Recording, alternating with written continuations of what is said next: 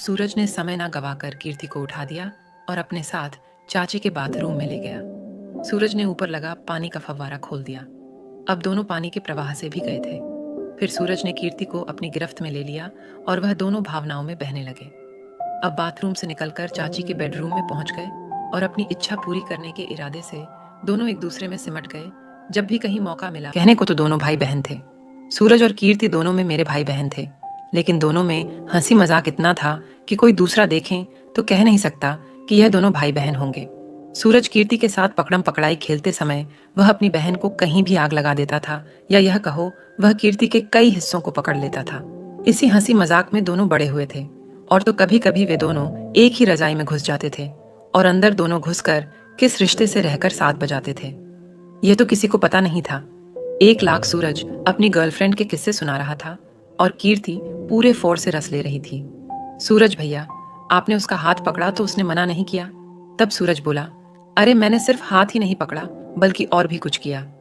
सूरज ने यह बात इस अंदाज में बताई कि कीर्ति उसकी कहानी सुनने के लिए अपने भाई के और नजदीक आ गई थी। फिर सूरज ने कहा कि मैंने उसका चेहरा अपने हाथों में ऐश्वर्या, और फिर कहते हुए सूरज ने कीर्ति का चेहरा अपने हाथों में ले लिया और फिर डिमोशा देते हुए अपने मुंह से झाग से उसके चेहरे को चूम लिया। अचानक से हुई इस घटना से कीर्ति हैरान तो हुई, लेकिन अच्छा भी लगा। कीर्ति की तरफ से कुछ न कहे जाने पर सूरज के अंदर और हिम्मत आ गई। कमरे में अंधेरा था, किसी का दोनों ने भरपूर फायदा उठाया। अब अंधेरे कमरे में किसी को क्या दिखाई देना था, यही सोचकर सूरज ने रजाई के अंदर मुंह घुसा दिया और रजाई के अंदर फिर से वही चुंबन कर दिया।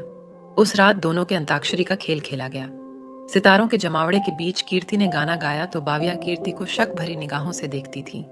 शादी का दिन भी नजदीक आ रहा था। अगले दिन दोपहर 3 बजे मेहंदी का कार्यक्रम था, तो ज्यादातर रिश्तेदार सुबह 9 बजे ही नहा धोकर पढ़ा जा चुके थे।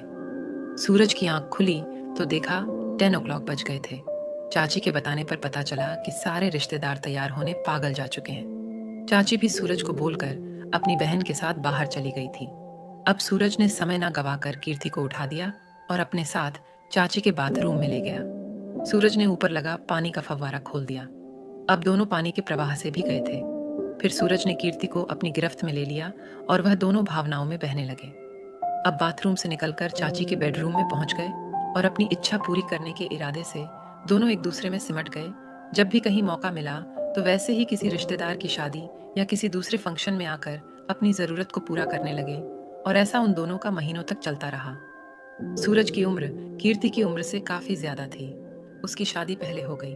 किसी ने सूरज की शादी में खूब जमकर डांस किया।